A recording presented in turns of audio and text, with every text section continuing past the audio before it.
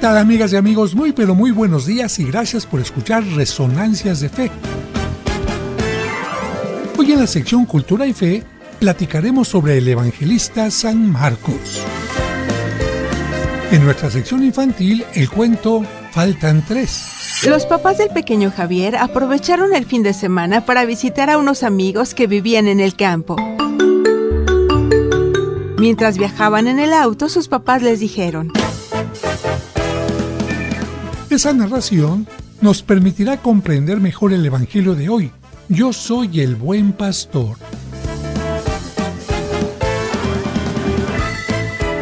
Y en el santoral te contaremos sobre la advocación de la Virgen de Montserrat. Todo esto aquí en Resonancias de Fe, con el Padre José de Jesús Aguilar Valdés, la voz amable de la radio.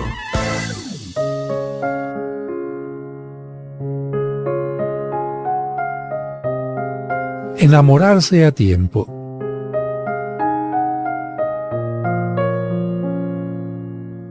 Si te encuentras enamorado de una persona que no está enamorada de ti, no te reproches a ti mismo. No hay nada de malo contigo, sino que el amor no eligió descansar en el corazón de la otra persona. Si te encuentras a alguien que está enamorado de ti y tú no lo amas, siéntete honrado de que el amor vino y tocó a tu puerta, pero dulcemente rechaza el regalo que no puedes devolver. Si te encuentras enamorado de alguien y esta persona se enamora de ti también, y el amor elige irse, no intentes reclamarlo o culparlo. Déjalo ir. Hay una razón y un significado. Tú lo sabrás y lo entenderás a su tiempo. Recuerda que tú no eliges el amor te elige a ti. Todo lo que puedes hacer realmente es aceptarlo, por todo su misterio, cuando entra a tu vida. Siente cómo el amor te llena hasta derramarse y entonces encuentra la manera de compartirlo. Dalo a la persona que lo hizo nacer en tu vida. Dalo a otros que sean pobres de espíritu. Dalo alrededor del mundo en todas las formas que puedas. Es entonces que muchos que aman cometen un error, porque habiendo estado mucho tiempo sin amar, ellos entienden el amor como únicamente una necesidad. Ellos ven sus corazones como un lugar vacío que necesita ser llenado con el amor. Ven el amor como si fuera algo que fluye para ellos, en lugar de ver que fluya desde ellos. Acuérdate de eso y manténlo en tu corazón. El amor tiene su propio tiempo, sus propias estaciones y sus propias razones para ir y venir. No lo puedes sobornar, coaccionar, motivar o insistir para que se quede. Tú solo puedes abrazarlo cuando el amor llega y repartirlo con los otros cuando los otros vengan hasta ti. Pero si el amor elige dejar tu corazón o el corazón de aquel a quien tú amas, no hay nada que puedas hacer y no hay nada que debas hacer. El amor es y siempre será un misterio. Alégrate de que haya entrado a tu vida en algún momento. Y si tú mantienes tu corazón abierto, el amor, sí, el amor vendrá de nuevo a ti.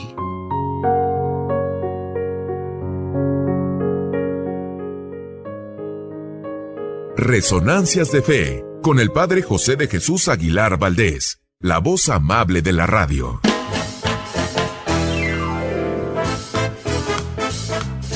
Muchas gracias por escucharnos y por ser parte importante de este programa que hacemos para ti con mucho cariño.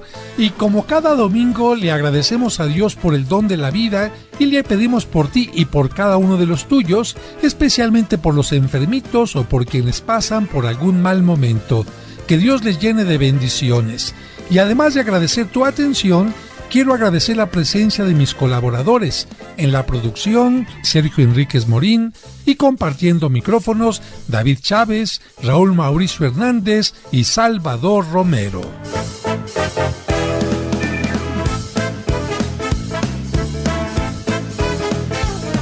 Amigas, amigos, les deseo un maravilloso domingo en compañía de sus seres queridos y les mando un saludo especial a todas las niñas y niños en este mes dedicado a ustedes.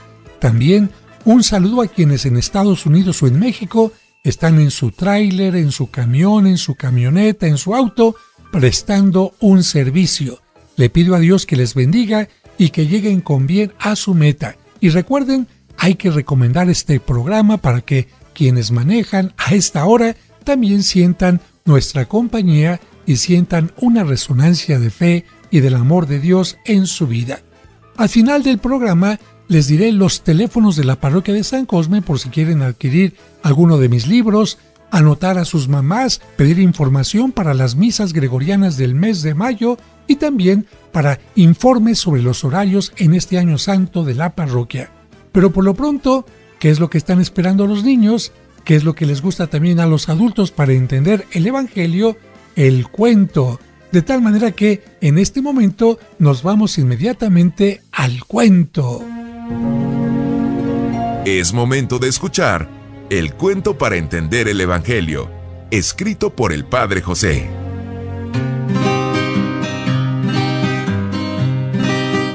Faltan 3. Los papás del pequeño Javier aprovecharon el fin de semana para visitar a unos amigos que vivían en el campo. Mientras viajaban en el auto, sus papás les dijeron: Ya verás, hijo, te va a gustar mucho. Conocerás a muchos animalitos que solo ves por televisión. ¿Jirafas, leones y cebras? Los papás de Javiercito rieron por la pregunta. Luego su papá le aclaró: No, hijo, los animales que tienen nuestros amigos no son animales salvajes. Son animalitos que les sirven para trabajar y tener alimento. ¿Cómo cuáles? Mira, hijo, nuestros amigos preparan la tierra para la siembra con un arado jalado por un buey, van a buscar leña con un burrito de carga, comen huevos de los que ponen las gallinas, aprovechan la leche de la vaca y la convierten en queso o mantequilla. Y también tienen un caballo que les sirve para hacer viajes rápidos y para juntar a las ovejas. ¿Ovejas? ¿Son las que hacen miel y pican cuando uno las provoca? Los papás volvieron a reír por la confusión del niño. Luego su mamá le explicó: Esas son abejas. Las ovejas son los borreguitos. El niño dijo entusiasmado: Esos sí me gustan. Solo los he visto en películas o en el nacimiento que ponemos todos los años. Ya tengo ganas de llegar al campo para conocerlos de cerca. Y qué bueno que no hay ningún animal salvaje en la casa de nuestros amigos. El papá de Javier quiso ser claro y le anticipó: Mira, Javiercito, en la casa de nuestros amigos no hay animales salvajes, pero en el monte sí. Por eso no te vamos a permitir que te alejes mucho de la casa, porque los gatos monteses o los lobos te pueden hacer daño. Cuando llegaron al lugar, el niño se puso feliz. El sitio era maravilloso. Tenía muchos árboles. Los animales domésticos lo impresionaron mucho. También las noches con el sonido de los insectos y el brillo de las estrellas. Pero lo que más llamó su atención fueron las ovejas guardadas en el redil. Al día siguiente, se preocupó por las ovejas cuando vio que las llevaban al campo para alimentarlas con hierba fresca. El niño sabía que se alejarían de la casa y preguntó: ¿Quiénes las van a cuidar? El dueño del lugar le dijo: No te preocupes, saldrán en 2 grupos o rebaños. Uno lo llevará el pastor Felipe y el otro rebaño estará a cargo de un empleado. El pequeño Javier se tranquilizó al ver cómo se llevaban los rebaños de ovejitas. Mientras se alejaban, las contó y dijo: ¡Están muy bonitas! En cada grupo hay 30. Durante la mañana, el niño vio cómo ordeñaban a las vacas y cómo fabricaban el queso. Por la tarde, vio el regreso de los rebaños. Contó a las ovejitas y se dio cuenta que en un grupo faltaban 3. Entonces corrió a decírselo a su papá. ¿Qué les pasó? Eran 30 y solo regresaron 27. Esperaron a los pastores. Al que le faltaban 3 ovejas, regresaba sano y muy despreocupado, pero el que regresaba con el rebaño completo tenía heridas en manos y piernas. Entonces el niño les preguntó: ¿Qué pasó? Felipe, el pastor herido, le dijo: Apareció un lobo. ¿Por qué estás herido y el otro pastor no? ¿Por qué tus ovejas regresaron sanas y completas y las de él no? Porque yo amo a mis ovejas. Las defendí, no permití que el lobo se las llevara y las matara. Luché contra el lobo sin importarme que me pudiera hacer daño. Por eso me raspé. Alcanzó a herirme un poco, pero finalmente dejó mi rebaño. Javiercito admiró el valor del pastor y el amor por sus ovejitas. Luego le preguntó al otro hombre: ¿Por qué te faltan 3 ovejas? Sin ninguna preocupación ni vergüenza, el joven le contestó: ¿Sabes una cosa? A mí no me importan las ovejas, me importa más mi vida. Cuando vi llegar al lobo dejé solo al rebaño para que el animal se comiera lo que quisiera. ¿Ves? No tengo ninguna herida, porque regresé hasta que el lobo se había ido. Javiercito le dijo valientemente: Tú no eres un buen pastor porque no amas a las ovejitas. Permitiste que el lobo te las quitara y les hiciera daño. El joven se molestó por esa opinión y enojado les dijo a todos los que estaban ahí: A mí solo me importa mi salario por llevarlas a pastar. Si el lobo se las come o no, eso no me importa. El dueño del lugar lo despidió porque no era buen pastor. Luego felicitó a Felipe por su responsabilidad. Mientras limpiaba sus heridas, le dijo: Yo no hago mi trabajo por un pago. Cuido a mis ovejas porque las amo. No permitiré que les quiten la vida. Así lo hizo Jesucristo por nosotros. Él es el buen pastor que murió por nosotros en la cruz, para que el pecado y la muerte no nos destruyeran. El pequeño Javier no olvidó aquella experiencia, ni la valentía y el amor del buen pastor. Por la noche, antes de dormir, se arrodilló ante su crucifijo y oró: Señor, soy tu ovejita.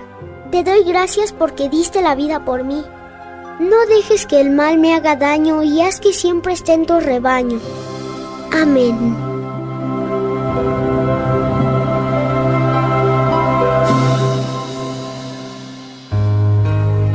Este es un cuento escrito por el padre José de Jesús Aguilar Valdés y podrás encontrarlo en el libro Cuentos para entender el Evangelio. Escuchemos ahora en Resonancias el Evangelio de hoy.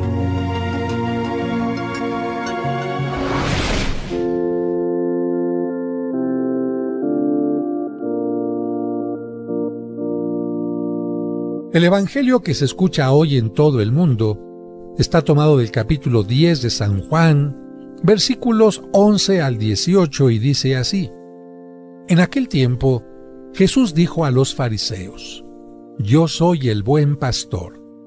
El buen pastor da la vida por sus ovejas. En cambio, el asalariado, el que no es el pastor ni el dueño de las ovejas, cuando ve venir al lobo abandona las ovejas y huye. El lobo se arroja sobre ellas y las dispersa, porque a un asalariado no le importan las ovejas. Yo soy el buen pastor, porque conozco a mis ovejas y ellas me conocen a mí, así como el Padre me conoce a mí y yo conozco al Padre.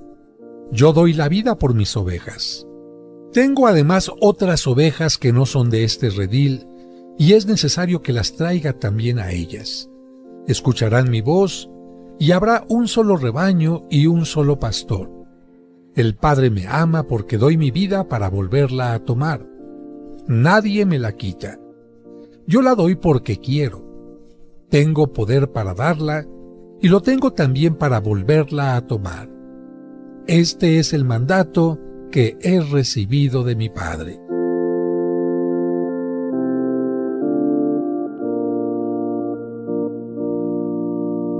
Queridas hermanas y hermanos, a diferencia de los rabinos, maestros que presumían conocer toda la Sagrada Escritura, pero para hablar de ella utilizaban palabras complicadas y difíciles de entender para el pueblo, y que muchas veces no ponían en práctica lo que predicaban, Jesús era un maestro muy distinto.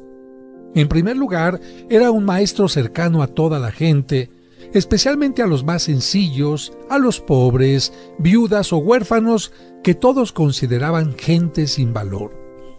Su cercanía también se manifestaba en las palabras que pronunciaba y en la forma de enseñar. Para que todos le entendieran, buscaba siempre algunos ejemplos de la vida práctica, algo que todos conocieran para que pudieran comprender la palabra de Dios. Sabiendo que entre la gente sencilla había campesinos y pastores, Jesús utilizó frecuentemente imágenes o parábolas de la viña, el trigo, la semilla, la cizaña, el sembrador, y también habló sobre ovejas y pastores. Hoy hemos escuchado cómo Jesús compara la actitud de los malos pastores con la de los malos guías del pueblo, que lejos de tener una actitud de servicio, de ayuda, de cuidado por los fieles, se preocupaban más de atender sus propias necesidades. A diferencia de ellos, Jesús enseña que un buen pastor es no solo quien cuida a las ovejas, sino quien las ama. Y de ese amor se desprende la relación tan hermosa que tiene con ellas. Por eso, con la lectura del Evangelio nos queda claro que Jesús es el buen pastor que ama y cuida y da la vida por las ovejas, porque Él dio la vida por todos nosotros para liberarnos de las garras de la muerte y del pecado. Y nos queda como conclusión que, si tenemos un buen pastor, debemos también comportarnos nosotros como buenas ovejas, y no como la que se aleja del rebaño, la que no escucha la voz del pastor y por su negligencia se pierde. A un buen pastor corresponde también una buena oveja, un buen rebaño que está representando a toda la iglesia. Y listo el equipo para hablar de los santos y santas de la semana. Ellos son los hombres y las mujeres que han cumplido fielmente los ideales de Cristo. Escuchemos en Resonancias de Fe, el Santoral de la Semana. El 21 de abril se celebra la consagración de la Catedral de Tacámbaro en Michoacán, y los santos que se festejan son el obispo Fortunato, los mártires Silvio, Vidal, Codrato, Apolo y Conrado, la mártir Alejandra y especialmente Anselmo. Anselmo significa Dios es mi defensa. Nació en Italia, pero se hizo monje benedictino en Francia. Llegó a ser superior de su comunidad. Escribió 2 libros muy famosos, unos nombres muy particulares, el Monologio y el Prosologio. Sus escritos han sido citados por todos los maestros de teología. Fue el precursor o antecesor de Santo Tomás de Aquino, que unió las 2 grandes ciencias, la filosofía y la teología. Anselmo murió el 21 de abril del año 1109. El 22 de abril se celebra a una mujer que se representa en los retablos barrocos totalmente desnuda y solo cubierta por sus largos cabellos. Se trata de Santa María Egipciaca, de la que nos habla una tradición del siglo V.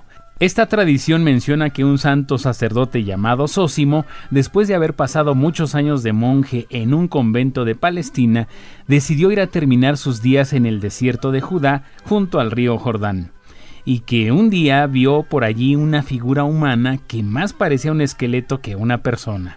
Se le acercó y le preguntó si era un monje y recibió esta respuesta: «Yo soy una mujer que he venido al desierto a hacer penitencia por mis pecados». Y dice la antigua tradición que aquella mujer le narró su historia. Su nombre era María. Era de Egipto y desde los 12 años, llevada por sus pasiones sensuales y su exagerado amor a la libertad, se fugó de casa. Cometió toda clase de impurezas y hasta se dedicó a corromper a otras personas.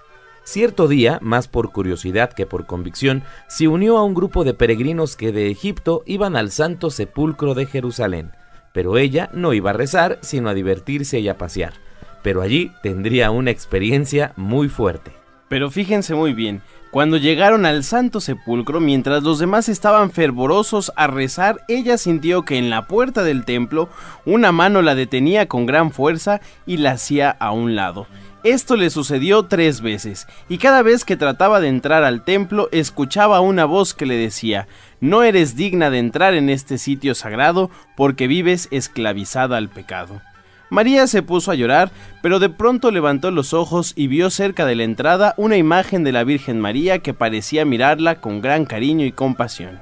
Entonces esta mujer se acercó, se arrodilló y llorando le dijo: «Madre, si me es permitido entrar al templo santo, te prometo que dejaré mi vida de pecado y me dedicaré a una vida de oración y penitencia». Como le pareció que la Virgen María aceptaba su propuesta, trató de entrar de nuevo al templo y esta vez sí le fue permitido. Allí lloró largamente y durante muchas horas pidió perdón por sus pecados. Cuando estaba en oración le pareció que una voz le decía: «En el desierto, más allá del Jordán, encontrarás la paz». Y así fue como decidió irse al desierto. Ahí permaneció durante 40 años rezando, meditando y haciendo penitencia. Se alimentaba de dátiles, de raíces, de langostas y a veces bajaba a tomar agua al río, pero nunca faltaron las tentaciones de regresar a Egipto y volver a su vida anterior. No obstante, su gran amor a la Virgen le daba fortaleza para resistir las tentaciones y permanecer en el desierto. Esta fue la historia que Santa María Egipciaca le contó al anciano, pero le pidió que no la contara a nadie antes de que ella muriera. Y además le pidió otra cosa, que le llevara la Sagrada Comunión. Aquel día era un Jueves Santo y San Zósimo le llevó la Sagrada Eucaristía, misma que la mujer recibió con gran alegría y agradecimiento. Cuando el anciano Zósimo se despedía, quedaron de encontrarse el día de la Pascua, pero cuando regresó el hombre, la encontró muerta sobre la arena, y junto a ella estaba un papiro o pergamino con este mensaje: «Padre Zósimo, hoy Viernes Santo, día de la muerte del Señor, siento que Cristo me llama. Me pongo en sus manos contenta de haber recibido su santo cuerpo en la Eucaristía. Ruegue por esta pobre pecadora y devuelva a la tierra este cuerpo que es polvo y en polvo tiene que convertirse». Y San Zósimo cumplió su promesa. Solo hasta después de la muerte de aquella mujer contó su historia para enseñar cómo la oración y la ayuda de María pueden ayudar a la conversión y hacer que una persona pecadora muera siguiendo el camino de la santidad. El 23 de abril se celebra a San Jorge, un santo al que, como se le representa con un dragón y los dragones no existen, pues muchos piensan que su historia es una fantasía. Por eso hoy te vamos a hablar de él. Jorge significa el agricultor. Hay 11 santos que llevan este nombre, pero el más importante y conocido es San Jorge Mártir. La Iglesia de Oriente lo llama el Gran Mártir, y por cierto es el santo patrono de Inglaterra y de los Boy Scouts. Jorge nació en Palestina, la tierra de Jesús. Era hijo de un agricultor muy estimado y se dedicaba al mismo oficio que su padre, de allí su nombre, pero ya en la juventud entró al ejército y llegó a ser capitán. Aprendió muy bien el manejo de las armas para la batalla, pero por ser cristiano también había aprendido muy bien los valores del Evangelio para vencer al mal. De hecho, Jorge no se hizo famoso por alguna batalla contra otro ejército, sino contra el maligno. Sucede que al llegar a una ciudad de Oriente se encontró con que toda la población estaba siendo esclava de la idolatría. Creían más en amuletos e imágenes de dioses paganos que en el verdadero Dios y su Hijo Jesucristo, y por lo mismo hacían toda clase de ritos supersticiosos y mágicos. Nadie se atrevía a atacar este mal y terminar con él hasta que lo hizo San Jorge con su predicación. Como pueden ver, amigos, esta historia no tiene nada de fantasioso. Sin embargo, las imágenes de San Jorge están llenas de símbolos que pueden confundir a algunas personas, pero si las entendemos no tendremos ningún problema. Las imágenes de este santo representan la fe del pueblo que estaba en peligro, como una doncella amenazada por un monstruo, dragón o caimán.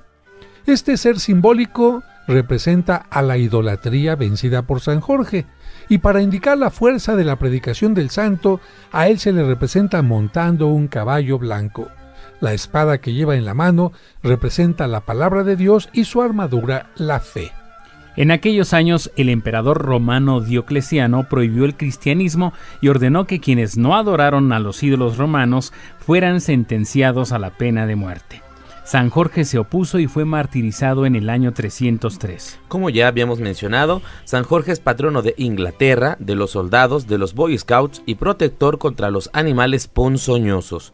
Por eso también es patrono de la ciudad de Durango, tierra de alacranes. El 24 de abril se festeja a Fidel, Alejandro de Frigia, que fue crucificado con 34 compañeros, y San Leoncio, mártir.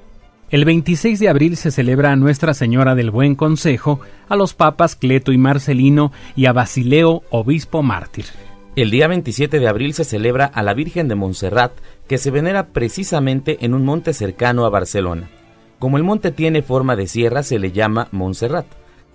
El santuario de la Virgen de Montserrat está en España, sobre una montaña aproximadamente a 20 kilómetros de Barcelona. De hecho, querido auditorio, su nombre proviene de la forma de la montaña, porque su parte alta se asemeja a una sierra. La montaña tiene piquitos como un serrucho. ¿Cómo se hizo famoso este santuario? Fíjense, amigos, que mucho antes del año 1000 se establecieron en esa montaña algunos anacoretas que construyeron varias ermitas. Pero quizás surge la pregunta, ¿qué es una anacoreta? Se llama anacoreta a la persona que decide vivir en lugares solitarios. Hay quienes se alejan de la vida ordinaria para vivir en oración y penitencia, y piensan que así viven mejor su fe y están más cerca de Dios. Generalmente los anacoretas buscan el desierto o cuevas para vivir y construyen pequeñas ermitas dedicadas a Dios, a la Virgen o a los santos. Y con esto ahora entendemos por qué en Montserrat hay una ermita dedicada a la Virgen María y que la devoción a la Virgen de Montserrat comenzó casi en secreto en una pequeña cueva. Pero, ¿cómo se fue haciendo entonces tan popular? Y es que fíjense, amigos, que en la primera mitad del siglo XI, uno de los anacoretas organizó a los demás y les sugirió que vivieran juntos. Los demás aceptaron la sugerencia y lo nombraron jefe de la comunidad, es decir, abad. Y para convivir mejor decidieron seguir las normas que había inventado San Benito algunos años atrás. Exactamente, David. Y para que nuestro auditorio comprenda mejor, tengo que decirles que San Benito fue el primero que fundó monasterios en Europa. En la parte oriental, allá en la otra parte del mundo sería San Antonio Abad especialmente, pero en Europa es sobre todo San Benito.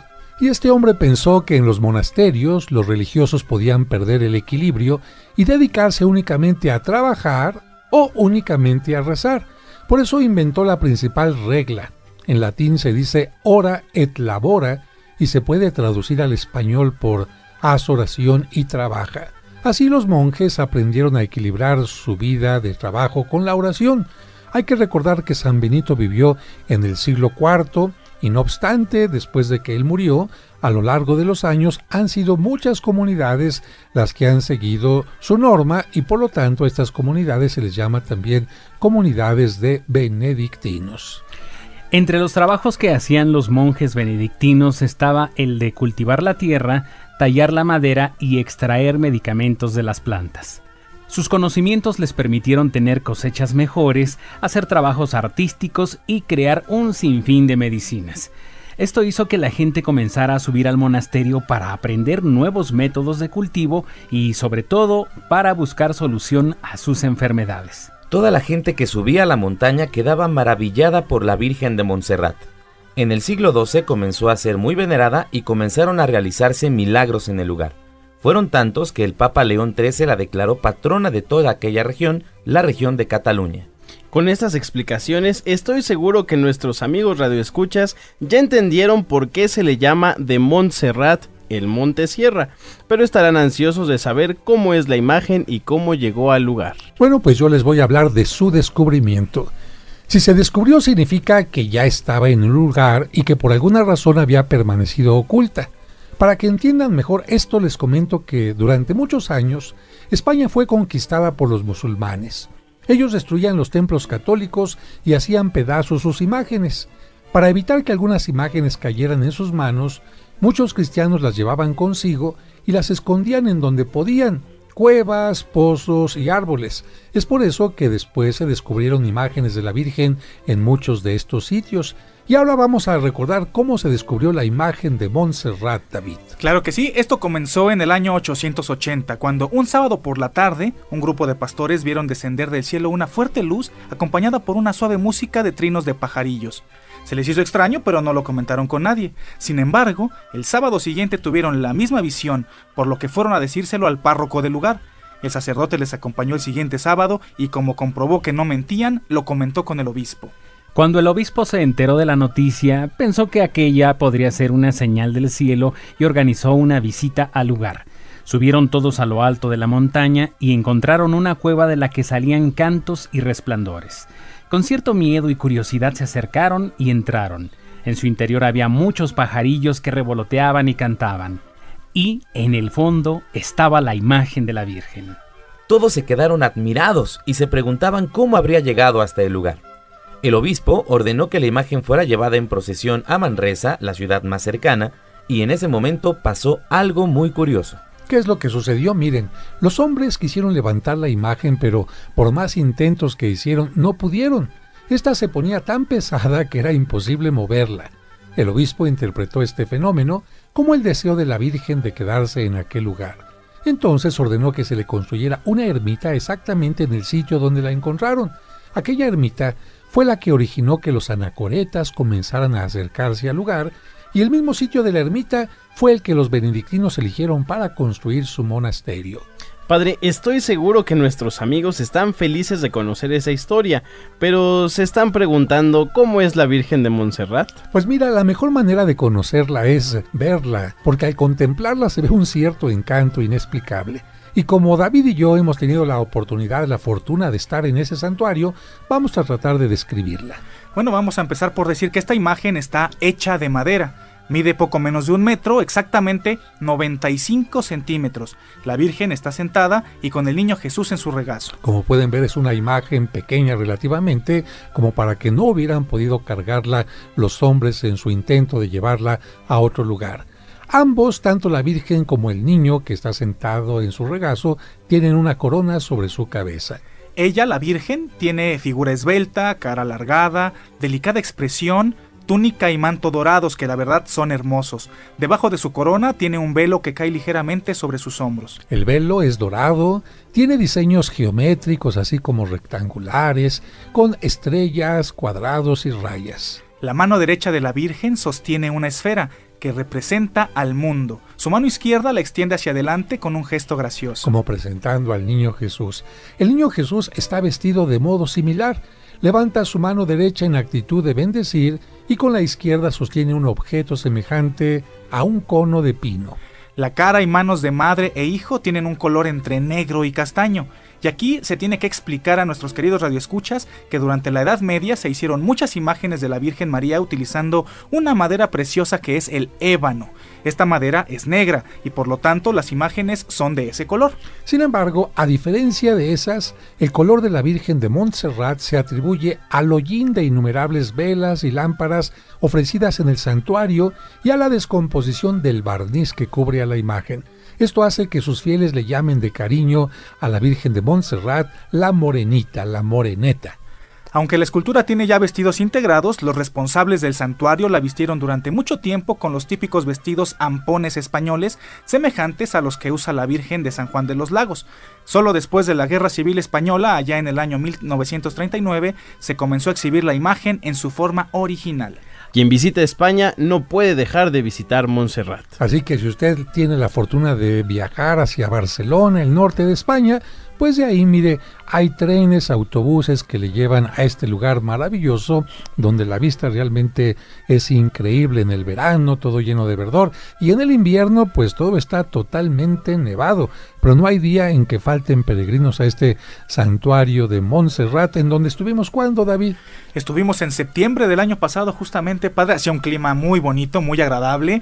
Todavía no llegaba el frío del otoño ni del invierno, así es que pudimos subir sin ningún problema. En este caso subimos en autobús, no utilizamos ni el tren ni el funicular, subimos el autobús, el grupo completo de 50 peregrinos, para conocer el monasterio completo. Bueno, y pudimos celebrar la Santa Misa exactamente a espaldas de la imagen, en una capilla especial, y luego detuvieron a toda la cola, porque hay una gran cola para que la gente pueda subir exactamente hasta el camarín donde está la imagen. Detuvieron a toda la cola para que nuestro grupo subiera poco a poquito. De hecho, me tocó tomar el video y ya está en YouTube. El día 27 de abril también se celebra a Santa Cita, patrona de las mujeres que se dedican a trabajar en el aseo de las casas y a quien se le pide para conseguir a alguien que ayude en casa.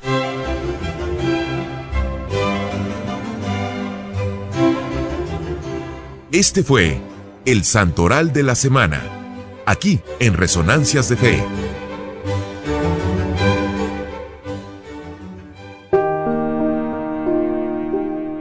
Señor, te damos gracias por esta semana que estamos iniciando.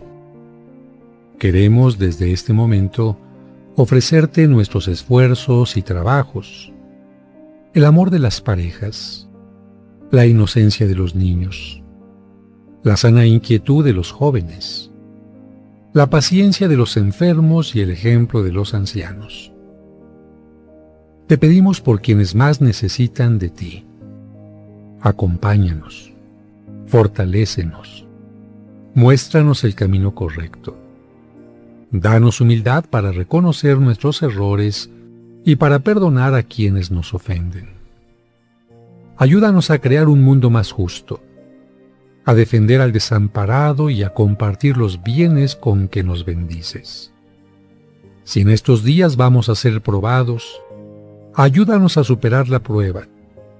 Y si tu voluntad es llevarnos a tu presencia, haz que nuestra muerte, unida a la de Cristo, sea el camino de la resurrección. Amén. Muchas gracias por continuar con nosotros. Esta es nuestra sección, Cultura y Fe.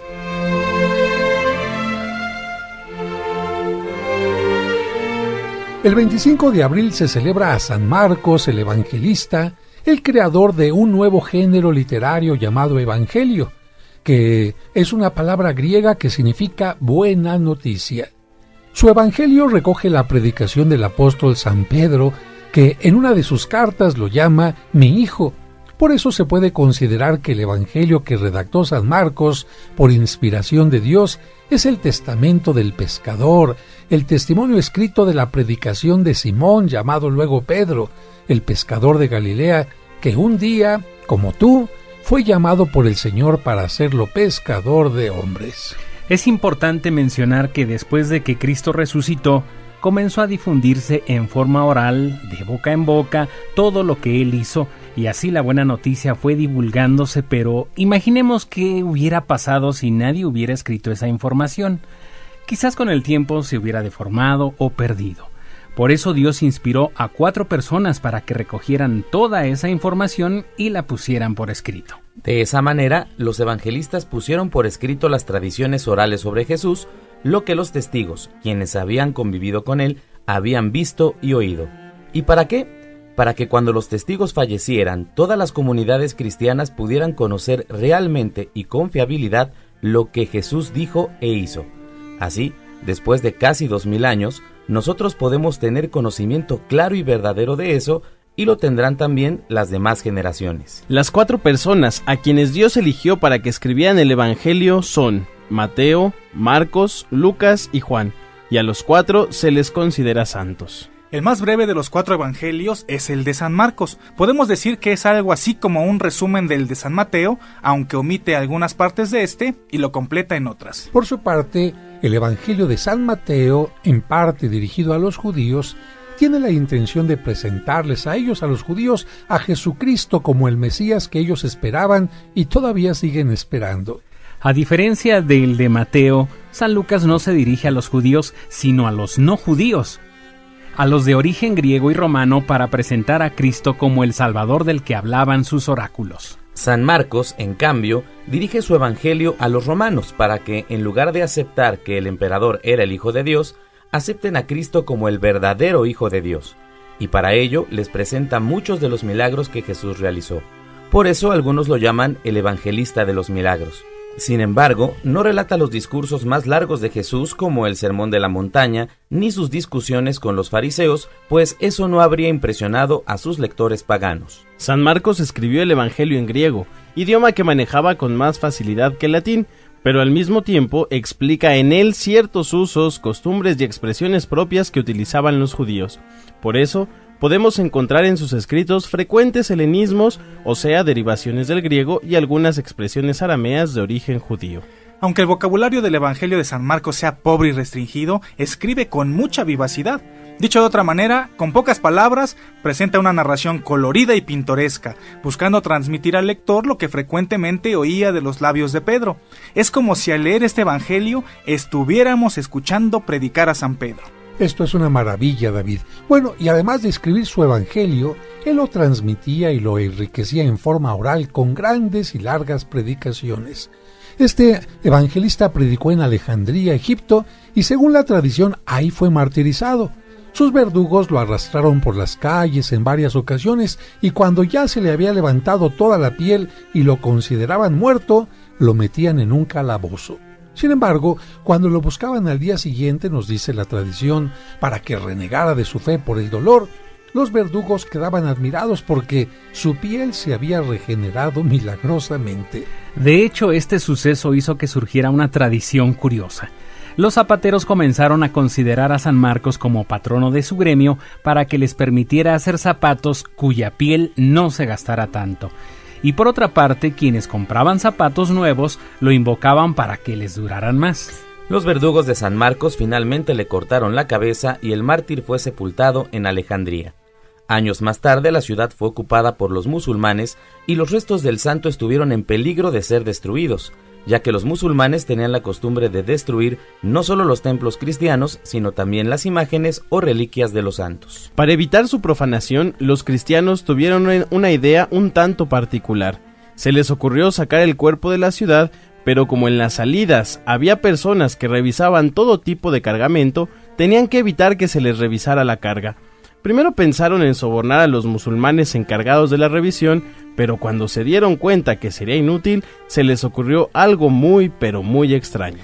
Y es que los cristianos recordaron que la religión musulmana prohíbe no solo comer carne de cerdo, sino incluso tocarlo, y que quien toca o come carne de puerco es considerado impuro. Entonces colocaron el cuerpo de San Marcos debajo de varias capas de carne de este animal, y cuando los musulmanes quisieron revisar el cargamento, simplemente lo dejaron pasar. Y así fue que las reliquias del santo salieron de Alejandría, pero tenían una meta muy diversa al lugar donde se veneran hoy. La tradición menciona que cuando los viajeros subieron a un barco, vieron que el santo se les aparecía y hacía que el viento soplara hacia la ciudad de Venecia, a donde finalmente fue dirigida la embarcación con los restos de este santo. De esa manera, los viajeros interpretaron que el santo quería ser venerado ahí, y desde entonces es ahí en la Catedral de Venecia donde se venera a este santo, mártir y evangelista.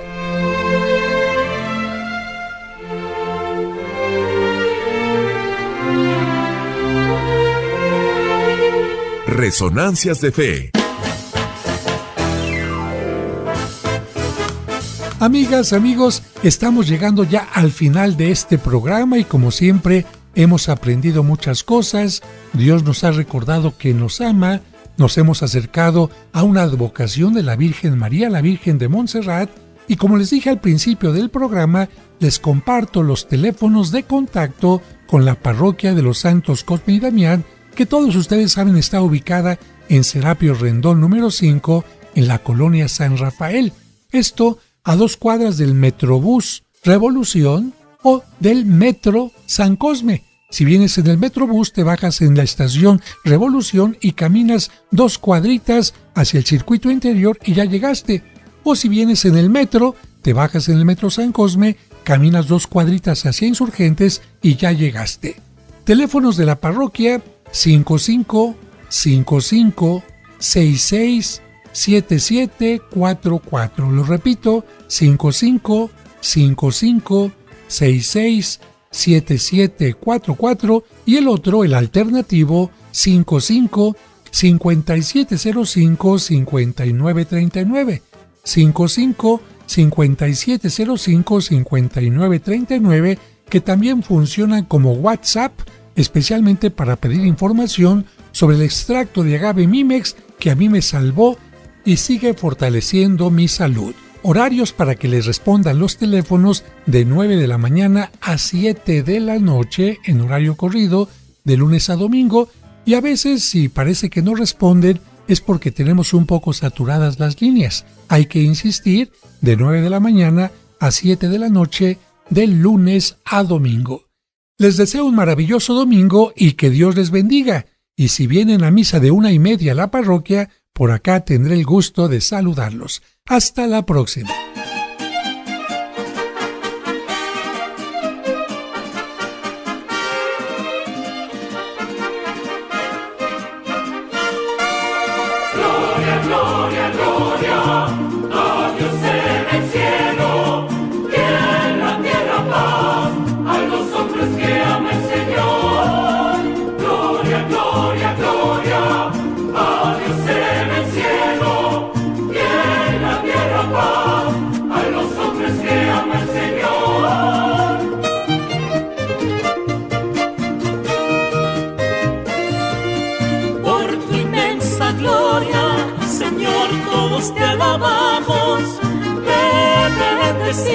Dios, te adoramos, te glorificamos.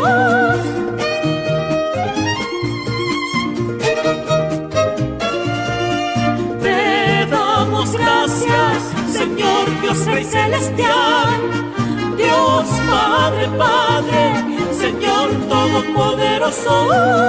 Gloria, gloria, gloria a Dios en el cielo y en la tierra paz a los hombres que ama el Señor. Señor Jesucristo, unigénito del Padre, Señor Hijo de Dios, Hijo único del Padre.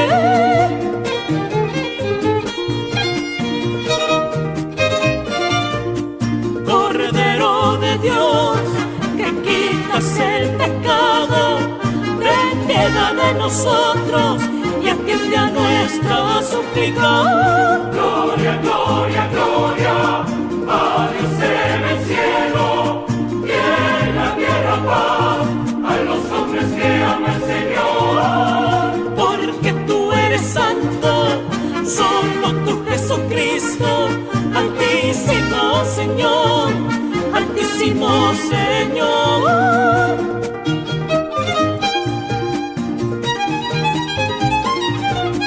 Con el Espíritu Santo, en la gloria de Dios Padre. Amén, amén, amén.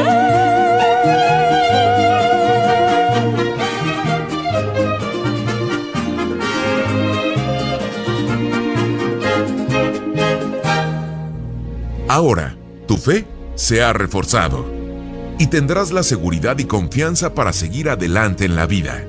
Pero no olvides que la próxima semana te esperamos en este espacio de reflexión para que aprendas más junto con el Padre José de Jesús en Resonancias de Fe.